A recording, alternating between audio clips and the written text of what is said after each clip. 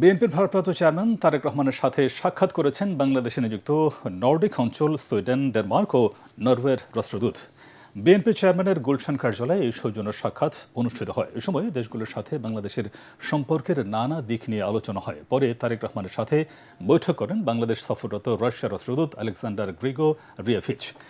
বৈঠকে আগামী জাতীয় নির্বাচন, ব্যবসা বাণিজ্য, বিনিয়োগ সহ নানা বিষয়ে আলোচনা হয়। পরে সংবাদ সম্মেলনে বিএনপির যুগ্ম মহাসচিব হুমায়ুন কবির জানান, তারেক রহমান এখন বাংলাদেশের বন্ধু রাষ্ট্রগুলোর কাছে সবচেয়ে গুরুত্বপূর্ণ ব্যক্তিতে পরিণত হয়েছেন। তাই তার সাথে নিয়মিত বৈঠক করছেন বাংলাদেশে নিযুক্ত বিভিন্ন দেশের কূটনীতিকরা।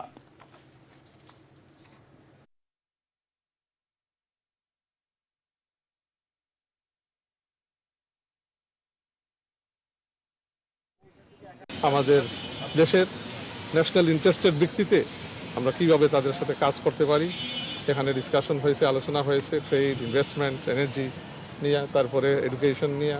তারা আগ্রহ নিয়ে আছে বাংলাদেশের 12ই ফেব্রুয়ারির নির্বাচন নিয়ে। তারা আশাবাদী বাংলাদেশ একটা ডেমোক্রেটিক স্পেসের দিকে যাবে, ডেমোক্রেটিক ট্রানজিশনের দিকে যাচ্ছে।